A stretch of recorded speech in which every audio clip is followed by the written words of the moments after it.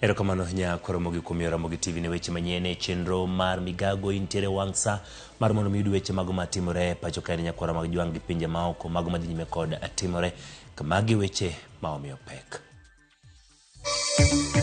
Lakteche ma jopuonjre interns oriwore gi moko kuom jopiny ng'anyo mar chwalo ng'ur margi ne migawo mar thieth. Kwa sababu rais yeye katika national government amesema ametoa budget ya first lady, ningependa kuomba magavana wetu wote pia hao watoe budget za first ladies wao wa county government. Jagoro maduong' bura mar UDA Cleophas Malala onyiso governors mondo lura nyisi ma jotend piny William Ruto mar gwetho oko budget mar apisi mag mine utegi.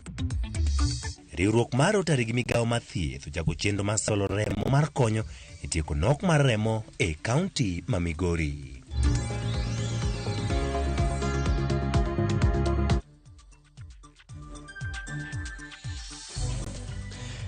Koro mogero kamano machiegni nyotudre kodi namba mar 336 e Facebook, X kaachiel kod YouTube mar Ramogi TV. Wago kodi mbaka kimia pache weche mopogore ma bende wabro bedo kwa kelo nigi lak sechegi. Nyinga Ochieng Emmanuel bedo kode chakruok nyaka giko.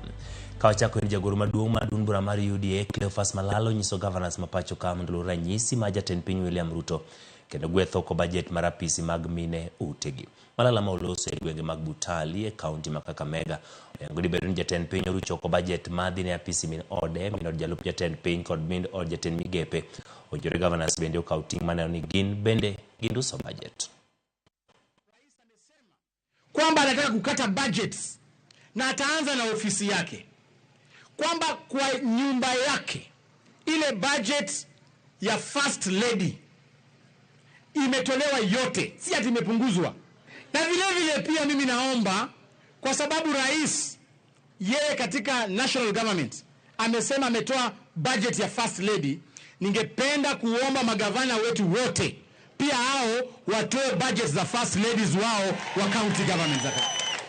Hapa Kakamega Parasa alihonga MCA fulani kuweka pesa kwa ofisi yake, na waliweka shilingi milioni 300. Pasari ya Kakamega mzima ni milioni 240. Ameshindwa ya pasari, lakini kwa pipi anafanya nini? Hiyo mambo tumesema riswe leo. Jatend piny Kenya William Ruto kwa mondo ket koke wi chik mabiro tayo chenro mag chugo duol mar IEBC. Senate County ma Vihiga Godfrey Osotsi wacho ni deko keto kogno na chiel kuom yore mag umo jor bura ma oganda jo Kenya osinyisa yanga ni gidwaro thicho oko e bunge. Ni kwa nini Mheshimiwa Rais hachukui hatua ya kuweza kuidhinisha mswada huu, na ili hali Wakenya wengi wanataka tukue na IEBC, commissioners wakuwe appointed, kazi ianze. Na kazi ya kwanza ambayo Wakenya wanataka wawe na fursa ya kufurusha wabunge wale ambao walipiga yes kwa mambo ya finance bill recall, na hiyo hawawezi wakafanya kama hatuko na commissioners wa IEBC. Kwa hivyo rais, tunakuhimiza kwamba leo kabla hujakula lunch, chukua hiyo mswada, uweke kidole, ianze kuwa sheria. Commissioners wakuwe appointed kupitia kwa selection process, na wananchi wa Kenya wakuwe na uhuru wa kuweza kurecall wale wabunge ambao walienda kinyume na matarajio ya Wakenya. Jakomari riwruok mar kanisni NCCK Laktar Timothy Ndambuki okwayo obila ma pacho ka mondo luw chike kaluwore gi katiba ma pacho ka e kinde ma ginie tich. Ndambuki oseyo obila ma okoni osebedo katiyo kod teko mokalo tong' e kedo kod jong'anyo e jumbe 3 mokalo. Koko nitie yore mathoth mag chik manyalo tigo e kedo kod jong'anyo madhi ataro mar chik mopogore kod chielogi kod lisasi ma bende gikone kawo ngimagi. Jotelogi bende oseyo piny owacho mag koni ok osekawo okang' makare e kedo kod mibadhi ma en achiel kuom gik manyayo ng'anyogo. Nyaka ne pacho ka ndi moktine ji 40 osewito ngimagi e kindego.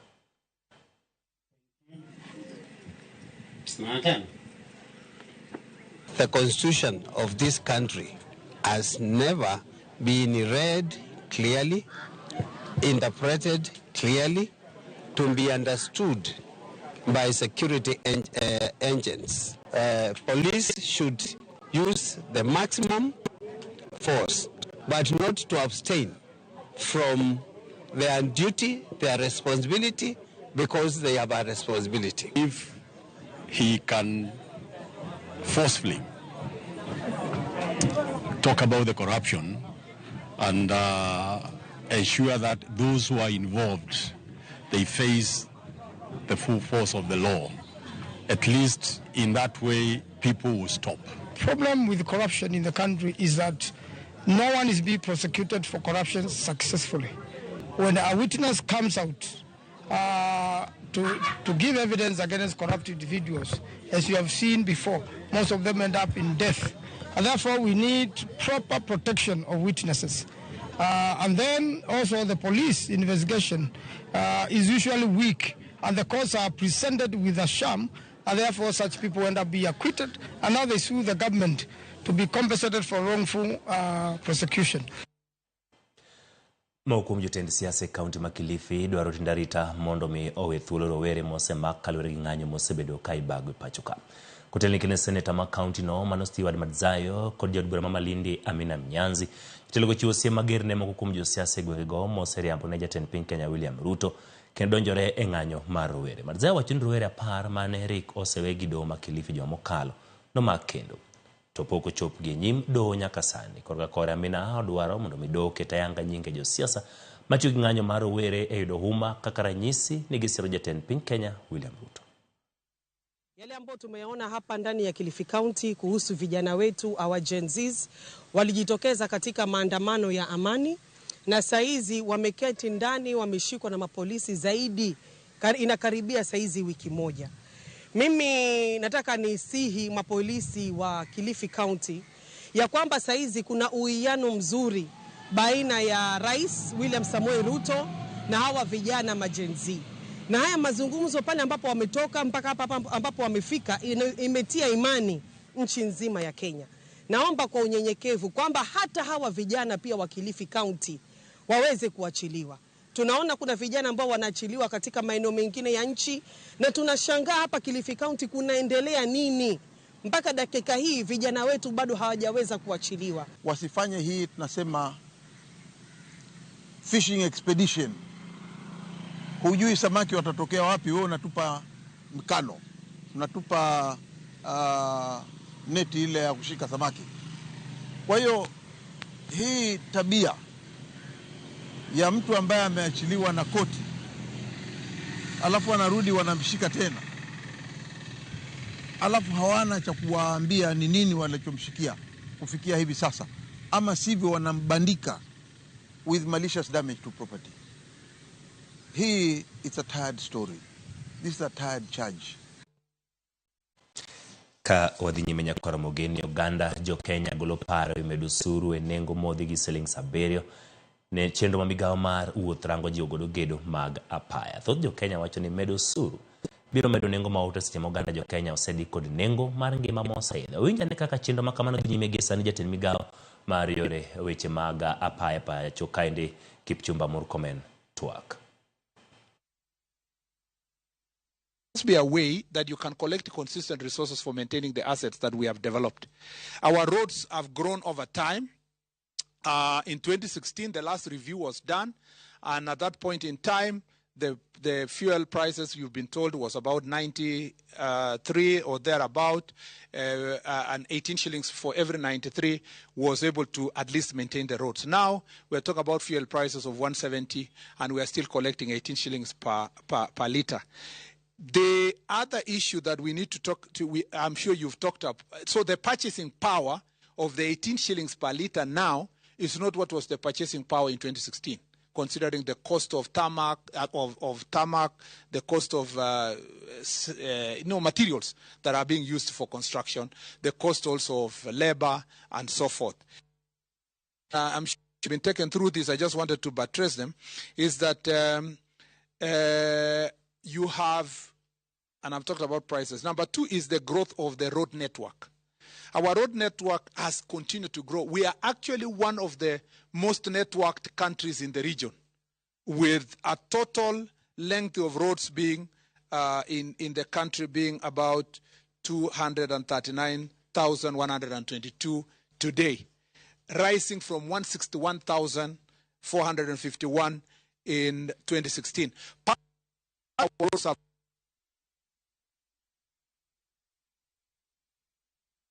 Have constructed their roads, and then because it's the road of Kenya Roads Board to do classification, the county governments that came in 2013 keep it at that standard.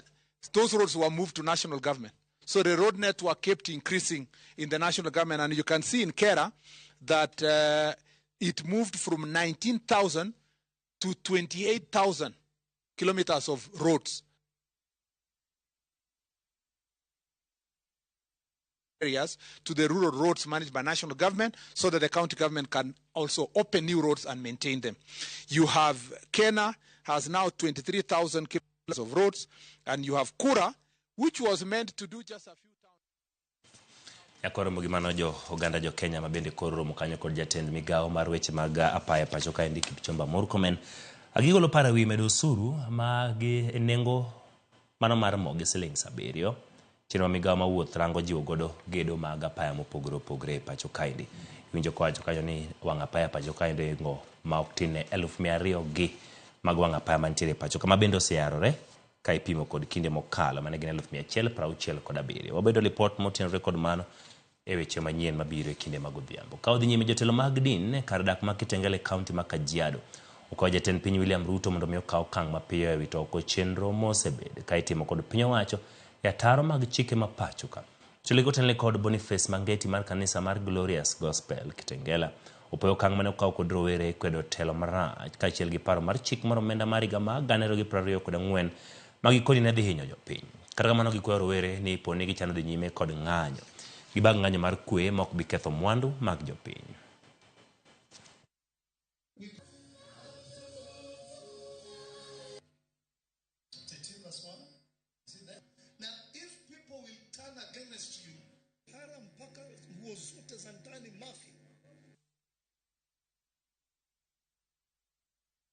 Kuna watu wako katika nchi wanafanya kazi. Pesa hizi ambayo vijana wanapigania bado wanatumia pesa mingi na hawana kwenye katiba, hawachawe kwenye katiba.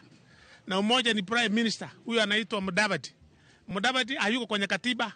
Tunakomba President Ruto ukipenda na yeye pia atoke, kwa sababu pesa anazotumia ni nyingi sana. Sinaweza kuajiri vijana wengi sana Kenya hawa wanaoandamana, hao ambao wamefanya mambo yamebadilika katika nchi yetu ya Kenya. President, tunakuomba ukajitokeze jinsi ulivyojitokeza, kanisa ikakutetea, nasi tunakuomba kama kanisa jitokeze ukaweze kusikiza hawa vijana na ukawasaidie. Viongozi wetu tafadhali, mahali popote mko, chukua nafasi mkaweze kusikia wananchi. Vitu zimeharibiwa, biashara zimeanguka, watu wameibiwa sana, biashara kubwa zimefungwa kwa sababu ya maandamano. Sungejitokeza tu, omba ile hekima ambayo Solomon aliomba, Mungu akakupatia hiyo hekima na wewe, ili ukaweze kujua jinsi ya kuongoza nchi yetu. Kenya has got the best human resource in Africa. Can we use that human resource as a tool to transform this country? Let us see how we can create more job opportunity for the youth, so that most of the youth that are migrating from the rural to the urban can work at the rural area instead of coming to the town. Oganda jo Islam mawuok e alwora mar Imbo ma piny Kenya koro dwaro mondo piny owacho kokalo kuom migao mar rita orid nonro mitimo e wi jogo mowachore ni ne onego jogegi e wi kuo mar nyithindo. Kotenle gi Abdirahim Aden, jo Islam go wacho ni jogegi go nowuok e boma ma Nairobi kadhi e piny libamba ma Uganda kama ne gilal kendo ruenyo yo eka ne gidore e gweng' ma Butere kama ne girome gi thogi. Gidwaro mondo piny owacho kasre gi nonro ma kamano mondo mi familia magi yud ratiro magi. Nyaka sani wachore ni jabich kuomgi notonye lwet tho kendo dhi nyime kiyudo thieth Bungoma. Hao watu walikuwa wametoka Nairobi wakielekea Kampala. Sasa walisimama hii mahali Butere kidogo, so wakapata hao watu, hawakuulizwa hata mswali. Waliuliza dereva swali kwanza, vile alijibu tu tuna gari imetuharibikia, shughuli kidogo, wakaanza kuvamiwa. Sisi kama jamii ya hao watu tunataka haki ya watu wetu. Tuna condemn sana. We condemn in general whatever happened there. And we urge the DCI to take all the steps, all the measures, to leave any stone unturned, to reach to the core of the matter. We just want justice for the victims.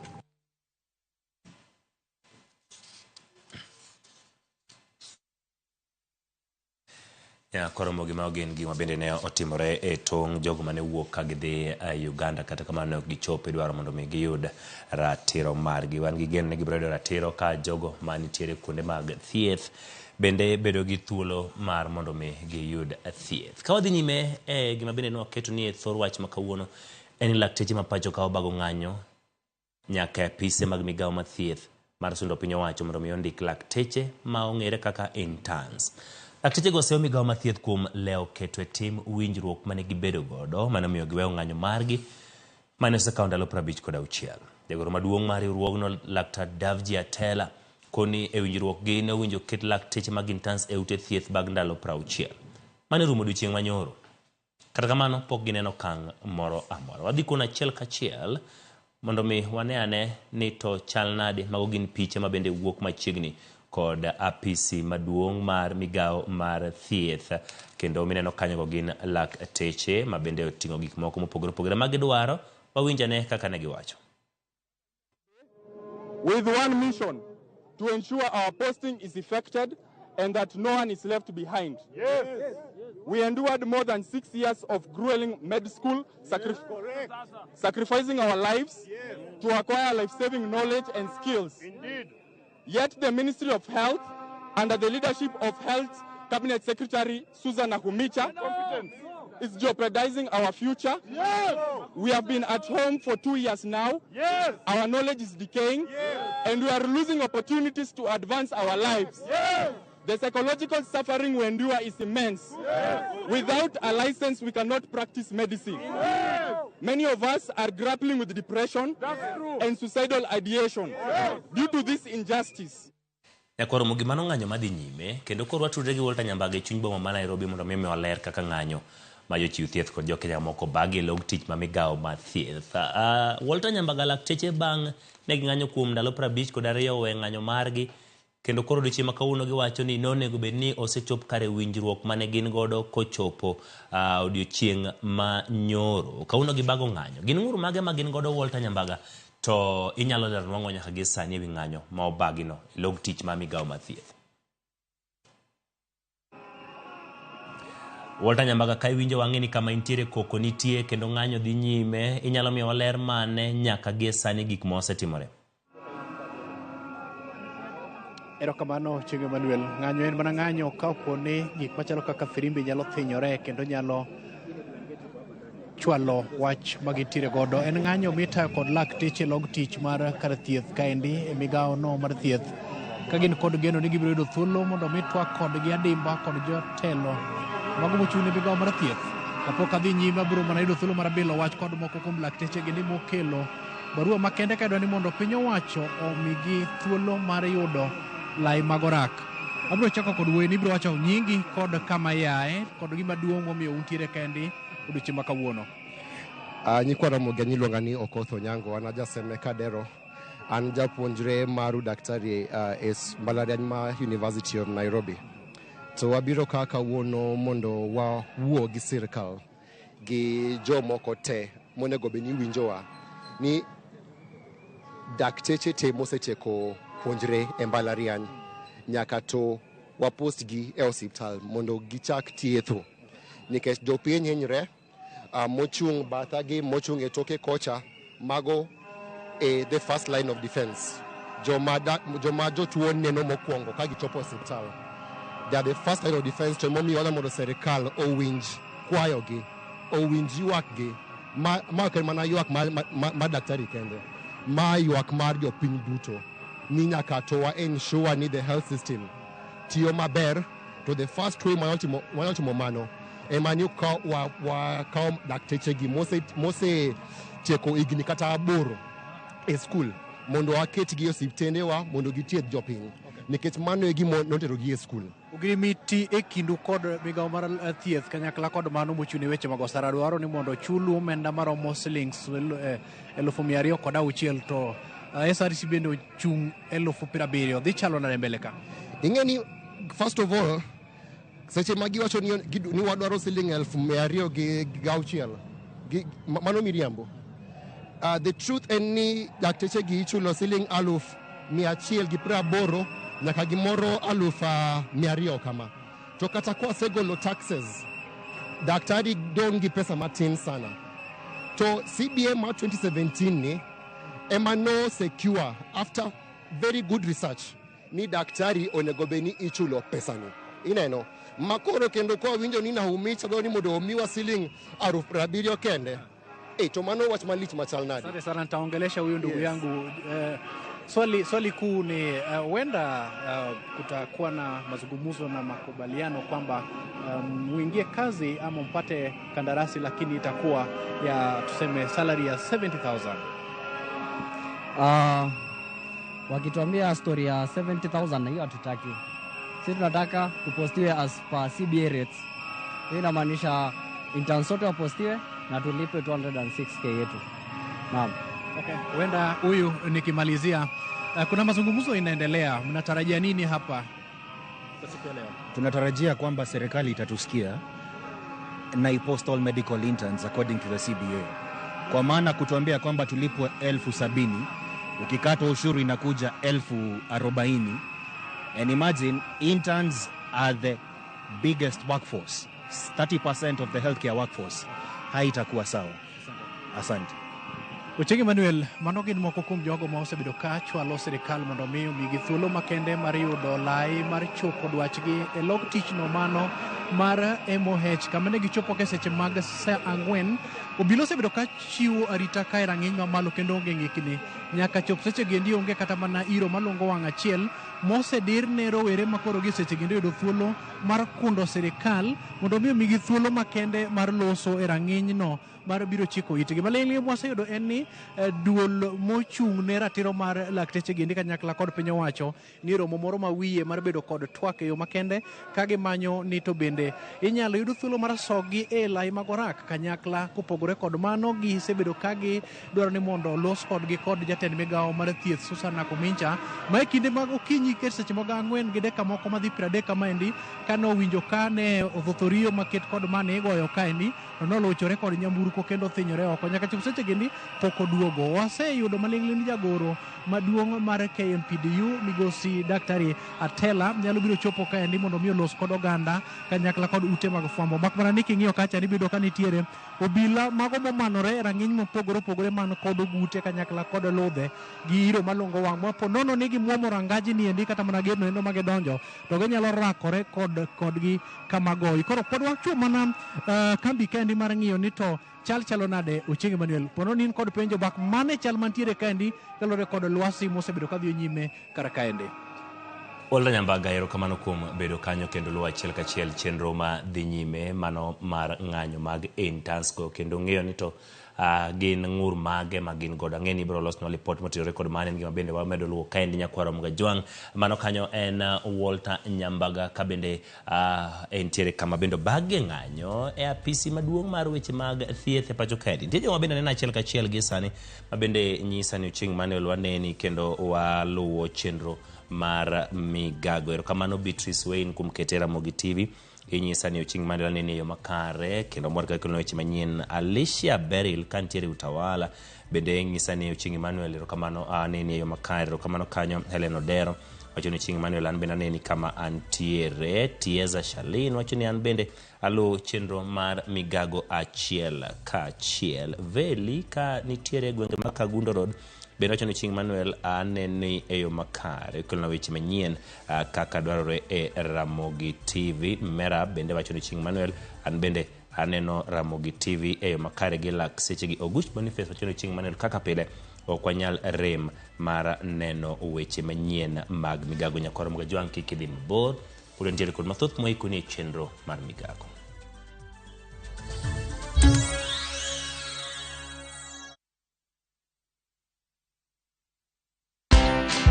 With concerns raised about questionable expenditure amid high debt levels, President William Ruto has pledged to implement austerity measures starting at the top levels of government. However, questions linger on how cost-cutting will be done, how effective it will be, and how the measures will affect wananchi. Listen to Citizen Digital X Spaces this Tuesday at 7 p.m. as we discuss the topic, The Austerity Agenda, Facts and Realities, hosted by Claire Munde.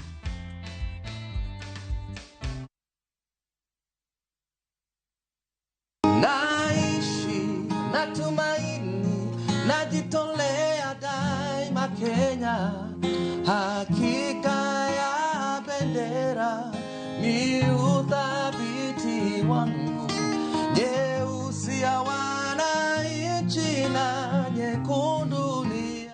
Kupata huu wimbo kama sikiza tune yako, unaweza bonyeza *811 *665 hash. Sikiza na Citizen ni nyumbani kwa wasanii wote. Ase wacho nyathini toko winja to thani oseguro tiende dalani. In a world where faith, Yesu Kristo malamoni, fear, sacrifice, and the complexities of father-son relationship collide. The son must choose his path and his own legacy.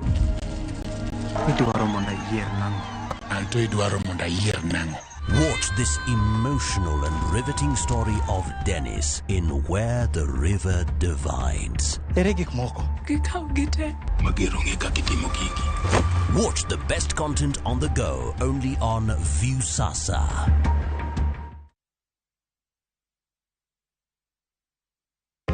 Jothurwa, be usebedo gi gombo mar ng'eyo kaka cham wuok e kodhi nyaka chop kaka chiemo e mesa? Dibed ni dwaro chako pith makelo omenda, kose dwa chako pur mana mar chiemo e dala? Wakelo ni yore mag chako magi duto e chenro mar pur gi ohala. Pur manyasani kendo manigi okang' mamalo to kelo yuto mathoth. Piny olokre dhi e technology kendo puro kenana pur kaka ne manyachon. Kuonde kwath osedok matin. Tinyalo bet gi dhiang' achiel mar grade, tikete e ot, tiomone chiemo to chiemo. Pur mchele ber kendo nyalo teri mabor.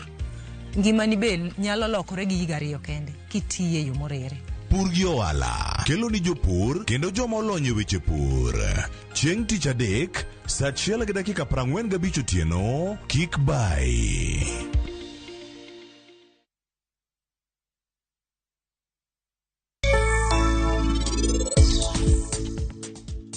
Ngima mar Sarab gi ngima mar joka Punjab tedwa kethre kineno kama. To in podi chunga kanyo kileng. Sarab wachna in bende wi bera dier. Jatuo mane kitanda 33 osechako chiew. Aneno ka en oyweyo maber moingo kaka en no yweyo. Mano ber. Kuro mano nyiso na nyalo bedo gi geno. Samoro wanwa nyalo rese. In nyaka ibed mariek titim tiji maber kai kaka dwarore. Nikech ing'eyo ni tich mineno ni mama osemiyo ng'amo ng'etie maber. Jaod Sarab Jet Sengil ni kanye. An abiro miyo udwoko. Tim pia iwachnwa. Mama meher ni kanye. Onge ng'amo ng'eyo kuma meher no nitie. Onge kamora mora.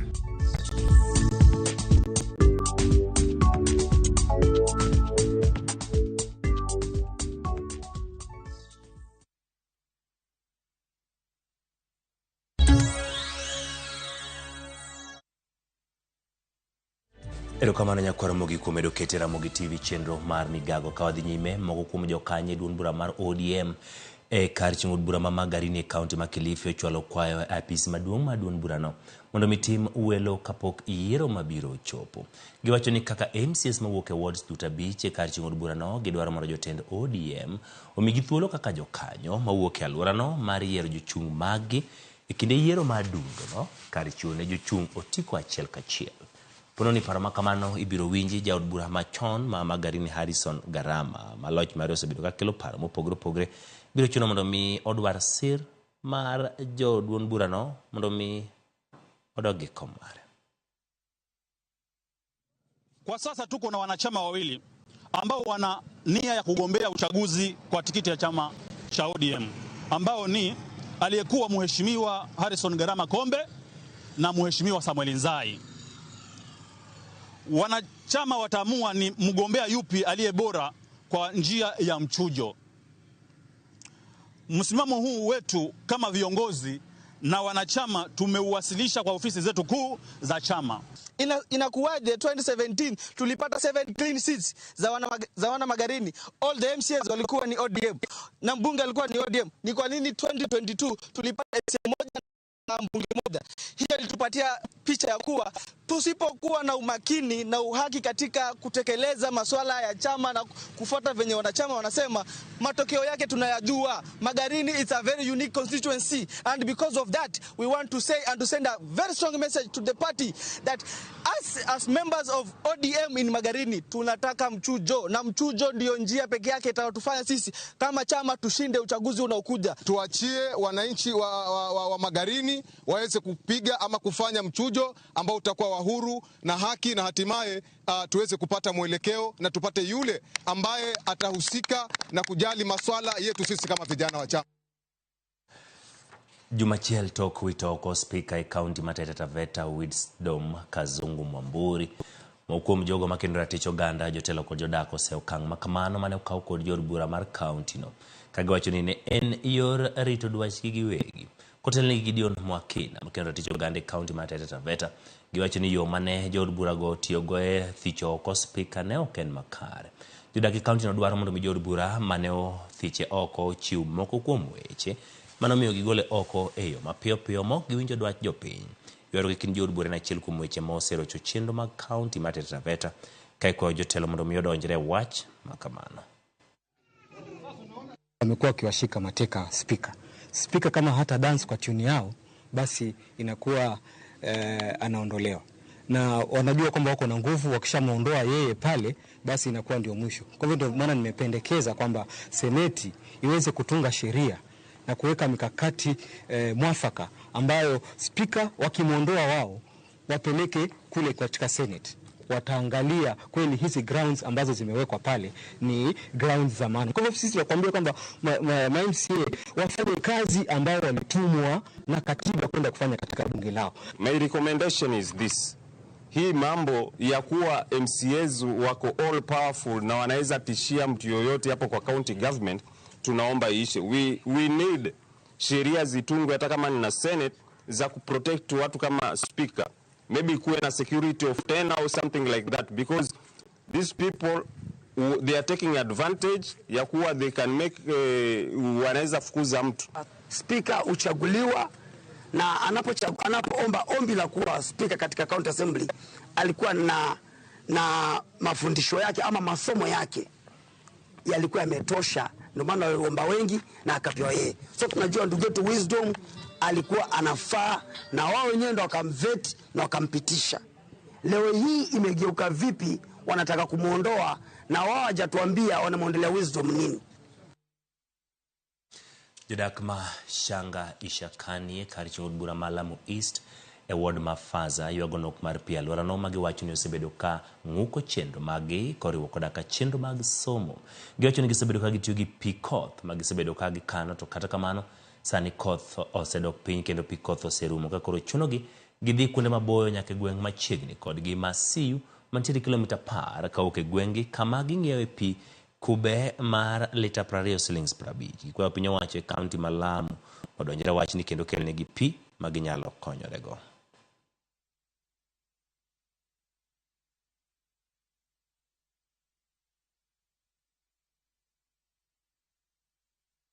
Kusema kweli elimu iko chini sana, kwa sababu mwanafunzi pengine anakwenda kusoma elimu, akija nyumbani amechoka, anahitaji aende akabebe maji, akitoka kubeba maji pengine amepatiwa homework shule na hawezi kuifanya ile homework kwa sababu ya kuchoka. Pengine mtu mwanafunzi atakuja kutoka lunch na arudi shule hali ya kuwa ana njaa kwa sababu ukosefu wa maji katika nyumba. Changamoto kubwa kwetu hapa Shangashakani, changamoto kubwa ni kwamba ni ukosefu wa maji.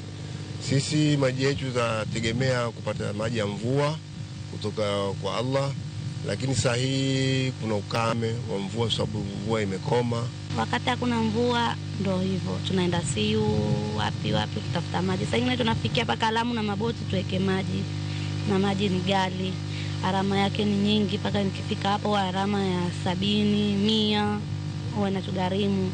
Watoto sasa ingine wakienda shule nguo chafu. Alhamdulillah tunang'ang'ana, lakini changamoto nyingi sana mambo ya maji kutakalo kweli. Riwruok ma ok mar piny owacho mar Isuzu East Africa ochako chenro mar siro somo mag lony masani bang' gero od somo kendo chiwo masinde mag kompyuta e skunde ariyo, Lisumu kod Malava e kaunti ma Kakamega. Sirgi ma okawo omenda mar shilingi milion 10 gene dhi konyo dhiro somo mag lony manyasani. Jagoro maduong' motelo ne chenro no, Rita Kavashe, okoni gichano chiwo sir ne jopuonjre mathoth ahinya to manyiri e yor somo mar lony manyasani ma oyango ni biro konyo jopuonjre yudo lony maginyalo loso godo tije giwegi ma ok girito tije mag andika. Our outreach here is informed by the need to make sure that our communities, especially in the rural area, have access to computing and to STEM, encouraging girls to take up STEM-related subjects. We are in this area. Also, we are on our way right now to Malava Primary School, where we have built a resource center, as well as we are also donating computers, and that project is worth about 10 million shillings that we are now headed to go and launch. Isuzu has done a lot to date in supporting cultural education. We also have done a lot supporting enrollment in primary schools through donations or sanitary pads, and we have seen the impact of Isuzu partnership in the development of education in this constituency. The world is moving electronic-wise, and my people are remaining behind. Your input has made it possible for our girls to now know how a computer looks like, what a computer does. This is a wonderful gesture, and we want to appreciate Isuzu East Africa for that very noble gesture. Doho Mashanzi boma ma Mombasa ochako chenro mar winjo buch jadolo Paul Mackenzie kod achije mamoko maromo 94. Bura ma kamano ochakore bang' jogo ma onywandi burano winjore ewi kaka ibiro taa chenro ma kamano e kinde ma joneno 60 ni biro ndiko dhogi e nyim jang'ad bura Lea Juma. Kata kamano jofwambo nogeng'negi mondo kik luw bura ma kamano achiel kachiel kaluwore gi arita mapek ma oketne joneno mokwongo manokwongo ndiko dhoge e burano ma jadolo no kaachiel gi jowetene matudo gi nek mar ji moheo 430. Kawere gi Shakaole ni jaod bura ma Eldas Adan Keinano jiwo piny owacho mondo donjre kendo kaw okang' mager ne jogo makelo gige lweny e kar chung'ur burano ataro mar chik ma uso yedhe mamero ji kod jogo ma loko hand uso dhano. Kulose gwenge ma Basir, Keinano lero ni apaya moko e kar chung'ur burano itiyogo e cholo ohala ma chik ok oyie. Gin makoro ocho chenro mag kwe na jodak makono to kod oganda jo Kenya duto. Sehemu yetu ya wakilishi hapa inatumika kama conduit ya kuleta watu, conduit ya kusafirisha drugs na bangi na kila kitu, hata conduit ya kufanya biashara ya bunduki. Na kusihi kwa jina ya nchi yetu utuhakikishie ukiwa chairman ya kamati ya usalama utawanasa hawa na hii mambo ya drugs na hii mambo ya human trafficking na hii mambo ya hizi vitu kasia yote itaisha kutoka kwa sub county yako. During my term singetaka operation iitwe katika eneo hili. Kwa nini? Hakuna mahali operation huwa inaingia wananchi wanaachwa bila kukwaruzwa, even wale wako innocent, hata wale hawana makosa. Kwa hivyo wakati mzuri wa kujitokeza kushirikiana na serikali na timu ya security kupambana na human trafficking na drugs trafficking ni sasa, wakati saa hii kila mtu ameamua kuungana pamoja. Jopuonjre ma owuok e skunde 68 kaunti ma Narok mag primar kod sekondar obago wuoth mar tipo mar rapar mar wuoth mong'ere kaka Humanity Power Walk ma osebed katimega ka higa e puonjo jopiny ewi kaka inyalo geng' masiche ma kinde mathoth juko oganda. Apisa mageno ratiro mag oganda Celestino Gutu mane loso e kinde wuodhno yango ne higa ni gichiwo puonj ahinya to ewi kaka idak kod ji ma ni kod ng'ol, puonj joma ng'ol ewi kaka ginyalo dak e kind kod bang' masiche kaka oro, oula mapek kod monj mag le mag bungu e kinde mamoko. Ka bende riwruoge mopogore opogore makendo ratiro mag oganda otimo solro mar chiwo sir ne jopuonjre ahinya to man gi ng'ol to wuok e anyuola ma ochando. The general public and pupils through learners. So through the CP3 project, we sensitize them on rabies prevention, detection, and even control in the communities. And this knowledge was passed to pupils and students across the county, and then so the activity is just to assess the knowledge. Do they have the knowledge on these diseases? And so the knowledge, they do it through songs, through poems, skits, drama, and also artwork. And we've had a number of them being presented before adjudicators just to understand if the kids have this knowledge or not. Tumefaidika, tumejua magonjwa vile tunaweza vizuia na vile zinakuja kutu affect sisi wenyewe. Tumeweza kuwasakatia densi, tumeweza kuelezea vile unaweza pata rabies na vile jinsi unavyoweza kuzuia rabies. So kama utaki rabies zikupate, utafanya hivi: usichokoze mbwa, usikimbie wakati umeona mbwa inaguruma, so we kuwa tu normally utembee kama kawaida. Kwa hivyo siku ya leo tunasema pia tuko na CP3 ambayo ni program umeona watoto wameelewa maradhi ambayo yanaletwa ama epidemics zinaletwa na uhusiano wetu na wanyama. Maromo jopuonjre 208 mawuok e skunde mag sekondar kod primary kar dak malunga lunga e kaunti ma Kwale oyudo sir mar gige somo mabiro konyogi go okang' e somo kod ndiko. Jopuonjre gi mawuok e skunde 5 otigo e okang' mokwongo machiwo ler kendo lando ber mar somo e kaunti no. Mathoth jopuonjre ahinya to manyiri yudo midhiero madhi nyime gi somo mag bang' mako iye ma ohiu. Bende chenro ni siro jopuonje manyiri yudo taulo mag ria, puonj ewi kedo mag kit chuo mabero somo e skunde. Mambo ya communication walikuwa na kule kujieleza ilikuwa shinda, but sasa hizi G4 Girls walipoanza zile sessions zao watoto wamekuwa na positive response, wanaweza njitambua, wanajieleza. Wakati walikuwa wanaandika hizi ilikuwa anashinda kidogo, lakini tulijaribu kuwasaidia. Tukikaa hivi bado tunaendelea kuangalia kwa nini mtoto wa kike hajaweza kuelimika ama hajapata ile nafasi nzuri ya kuendelea kutoka shule ya msingi kwenda shule ya upili. Tukagundua kwamba msichana hajui kusoma. Pale darasani hana hiyo confidence hata ya kujibu swali. Na sasa tumekuja na mfumo mpya ambao ni literacy program, na hii literacy program tumeanzisha mobile library ambayo tunakuja na vitabu vya hadithi fupi vya kusoma. Tulikuwa tunapata pengine kwa tamu watoto wawili wana drop, pengine wamepata mimba ya mapema au wame drop kwa sababu hawana ile support na ile motivation, lakini kuingia kwa G4G program shuleni kwangu watoto tumewaretain 100%. Kawadhi nyime en riwruok mar Rotary Club kotenore kod migawo mar thieth e kaunti ma Migori chako chenro mar golo remo mar konyo e tieko nok mar remo mosebedo kanenore e kaunti e kinde ka kinde. Riwruok mar Rotary Club kotenore kod migawo mar thieth ma Migori wuotho e skunde mag sekondar kod kuonde tiegruok mar loso kod jopuonjre mondo mi okonygi e golo remo. Ripot mawuok kuom migawo mar thieth e kaunti ma Migori wacho ni dwe ka dwe jotuo dwaro remo maromo lita 1,200. Kata kamano remo ma ginyalo yudo en lita 800 kod 1,000. Gino manyiso ni pod rem nitiere. Jatend riwruok mar Rotary e kaunti ma Migori Peter Gwengi wacho ni gigero choko maromo lita 14,000. Mano mara maber, moloyo ka wuoyo kod ji oko nikech seche moko jomadongo oluoro golo remo.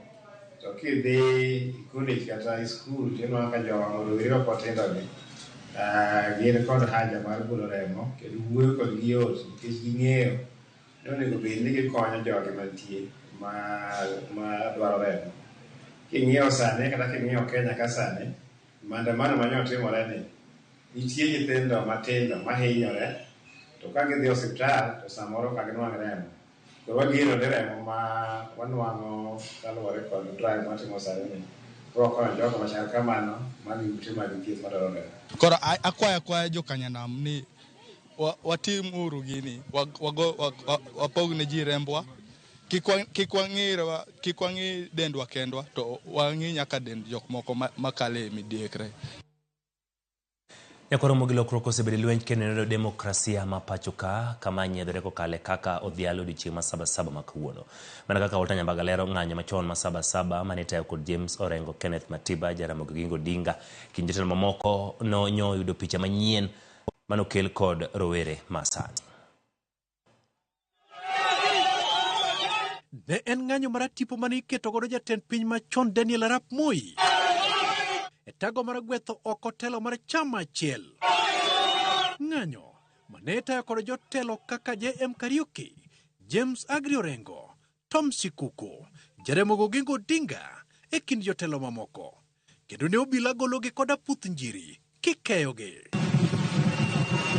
Moko ne mako kendo itere od ang'ech, to moko bende ne itweyo. Neno sweta moro, ne okarwako sweta. Ne chieng' rieny odiochieng' onogono. Ne okawo Sikuku bende orwako wind jacket moro kanyo. Nikech nwang'e en wadhi jela. Ne chieng' wadhi nindo iye. The National Convention Assembly met at Reburu and decided to do mass action to articulate the need for Kenya to have a new constitution made by Kenyans, for Kenyans, by which Kenyans would govern themselves, in which they are sovereign. Moingo igni 30, Governor Masia James Orengo okoni pogruok e kind kedo ne ratiro kod demokrasia ahinya mitimo kod rowere mag GNC en ni gin kod mbui mar sundo oganda mapiyo kod lony mamoko. Pogruok ok dung' ahinya nikech wabende ndalo cha ne wakedo gi loch marach. Sani be gikedo gi loch marach. Gimopogore ne loso gik moko kaka ng'anyo yot sani moloyo ndalo mane wachako cha.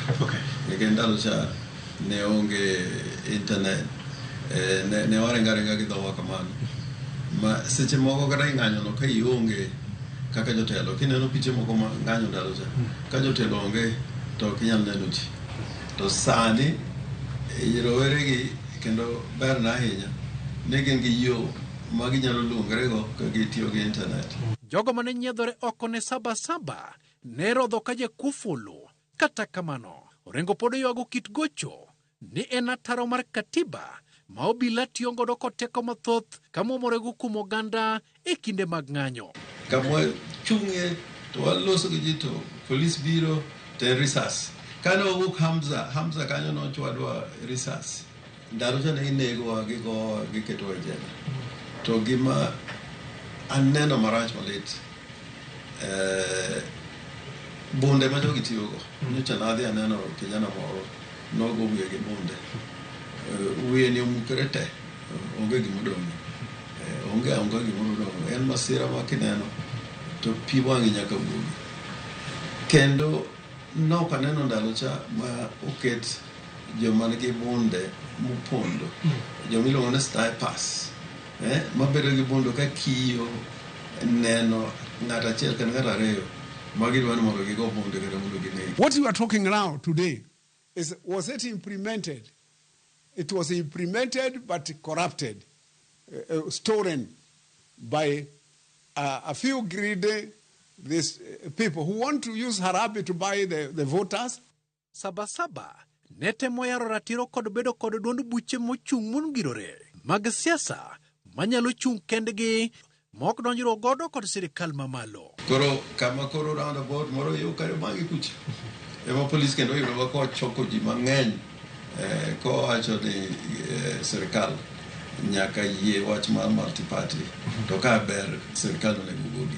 Wapenjo ka bende okang' mar rowere ne muomo kendo donje od bura e yor ang'enge e kinde mang'anyo en ataro mar katiba. Penjo mokwongo onego bed ni jotelo notiyo gi katiba maber. Nikech jotelo go ok nyal tiyo gi katiba marach, ok nyal ketho katiba tiwacho ni koro joma koro biro ka dwaro haki margi kata dwaro margi ma chik oketo ediere ne joge motimo marach. Katiba ma Kenya kisomo preamble ma katiba wacho ni katiba ni wan kaka jo Kenya with the people, wan kaka jo Kenya wan mwambire katiba ni okwamiyo jotelo ma Kenya. Walter Nyambaga, Ramogi TV. Nyakoro mogi ka odhi nyime eni rowere kod riwruoge makedo kod tuo mar ayaki e pacho ka dwaro mondo mi duol mapodho yedhe pacho ka endi Pharmacy and Poisons Board opodho yath masindan michuoyo bang' dweche 2 long acting injectable mondo mi okony e duoko piny landruok ma kute mag ayaki e pacho ka endi nyeto kind rowere ka jorito mondo lero duol mapodho thieth e piny mangima WHO seyango ni sindan ni tiyo maber gi tamalo 79 moyo amuonya mageng'o kute mag ayaki. Gino kenge mapodi mediketie kedo kod landruok mag kute mag ayaki e pacho ka. E nonro mane ogol kod piny owacho higa ma okalo, rowere mane otelo e kwan mamalo mar ji mane oyudo kute mag ayaki.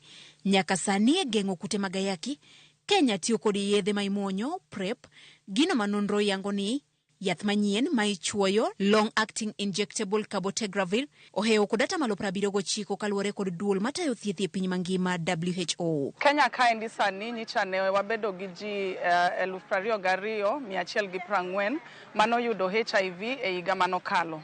To ng'enygi gin joma tindo. To tich maduong' mwatimo en ni wadwaro ni mondo mondo kik yud tuo mar ayaki. To sani eri nitiere yath manyien mosebiro iluongo ni cabotegravir en sandan michuoyo ng'ato. To sani eri pok wakele e piny ka nikech Pharmacy and Poisons Board pok opuodho yadhno. Jotim nonro mag science bende koni oseteme e pacho ka kendo yange ni onyalo tiyo. Colleagues have done a lot of studies around Kabele. It is acceptable to people. They feel that it gives them no extra protection where they don't have to negotiate with a partner. They know they're protected. So it has been tested and found to work very well. It's already used in other countries, in the more developed countries. Nyaka sani rowere kod riwruoge makedo kod landruok mag kute mag ayaki koni tich odong' ne duol mapuodho yedhe pacho kae Pharmacy and Poisons Board mondo puodh yadhni magi koni biro kelo lokruok maduong' e kedo kod landruok mag kute mag ayaki. We prefer CAB to PrEP nikech CAB ena yath michuoyi kasi dogo mondo chuoyi bang' dweche 2. To oral PrEP imuonyo seche te. Tumepanga tutaweka hizo dawa katika kaunti ya Kisumu, kaunti ya Nairobi na kaunti ya Mombasa. Tuko na hospitali pale ambazo tumezitayarisha na wale wahudumu wako pale wako tayari kupatiana hiyo dawa wakati ambapo itaidhinishwa. Bende thieth mar tuoni jotim nonro koni gisetemo kendo yango ni yath ma ichuoyo ber kendo jotuo mathoth ohere kipimo gi amuonya kendo piny owacho winjo kete machiegni ne jotuo. One of the other areas that has also been of interest is what we call the long-acting injections. So we know there are drugs that can be given as an injection. So far we have injections that can be given every 2 months, which means someone may come to a clinic and they're given 2 injections every 2 months. They just come in every 2 months and they don't have to take any tablets for treatment of their HIV. We have been conducting a clinical trial in the country, in Nairobi and in Kisumu, looking at these injectables.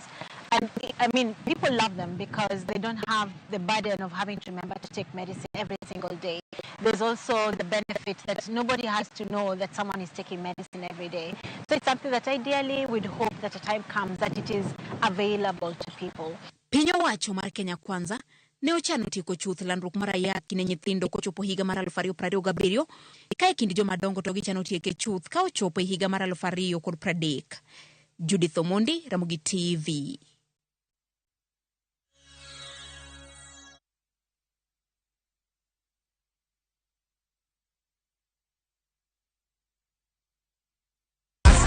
Win big in seconds. Shabiki nikajaribu mara ya kwanza nikaweka shilingi 100, kaliwa hiyo 100 nikasema nikakufa moyo. Hii mara ya 4 nikaweka shilingi 100, kaona napanda yapanda ikafika 500,000. Nikamusisha msichana wangu mkubwa, akaniambia dadi toa hiyo usiache toa. Nikasema wacha tu niendelee tu kucheza. Ndio ikafika 1.4. Nimefurahi, yani hata nimeona ni Mungu tu. Kuna mali nilikuwa nimeshikika na school fees hivi, alafu na mjengo wangu kidogo nilikuwa nimeanza, hata ni sawa. chonjo. Aviator Shabiki.com inakupa the biggest multiplier in Kenya. Shinda up to 50,000 times your stake. Yani ukiweka stake ya 100 bob, ndege peperuke, unashinda 5 million within seconds. Not for persons under the age of 18. Shabiki.com is authorized and regulated by BCLB license number 359.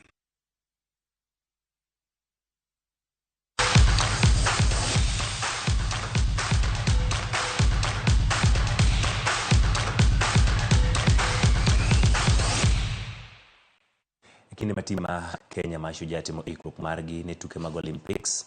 Yamo marwa James Opondo nogombagi George Oro Japolo kasi gandelelo lek mare madonje tuke mag rugby. Japolo ma Sakwa geno mar konyo Kenya tieko e thuolo adek mokwongo tuke mag Olympics boma ma Paris, piny ma France. Is the charge from Udo. He has left them trailing in his way. George Oro Japolo, jatugo matugo tuke mag rugby ne tim maduong' mar Kenya Shujaa. Japolo gi nying mong'erego ka ne odonje mbalariany mar Strathmore nikech ne otugo kaka achiel kuom jatugo mane tugo ne tim mar Maseno kinde mokalo en wuod Sakwa.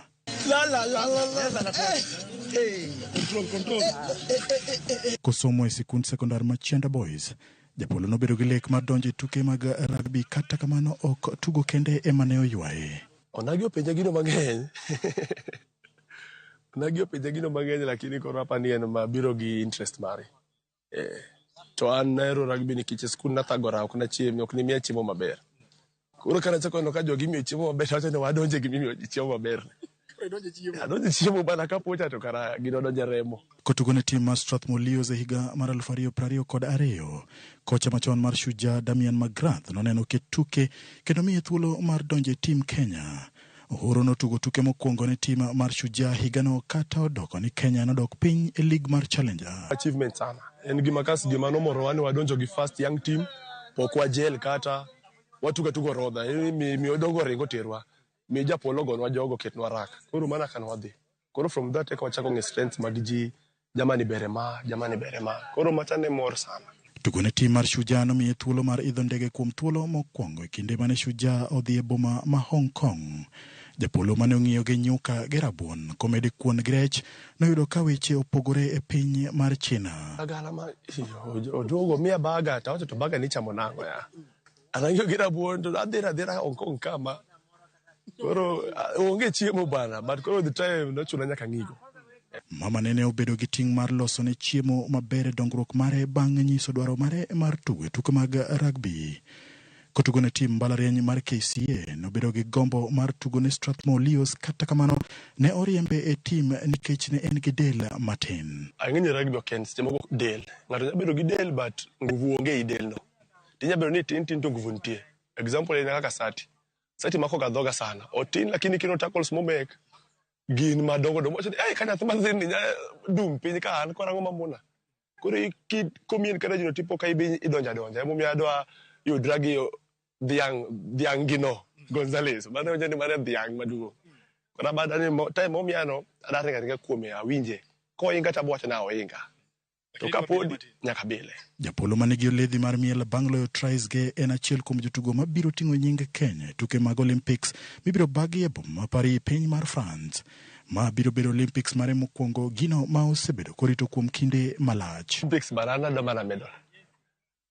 Koda third place, second place, gold, mana gimo adwaro. But ng'eni mondi chop kanyo nyaka ichak gi piny ka. Kuma Argentina nyisieno. Nikech gine champs to ane kwa donjo. Tokni poka tuwa kodgi, tugo kodgi season mokalo cha. Koro wada chaka gi group ka, waidhi, kaswane kumonya chop. But gisani tuwada wachope podium.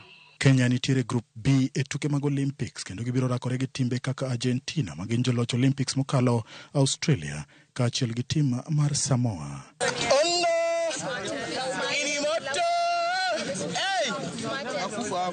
James Opondo, Ramogi TV, Nairobi.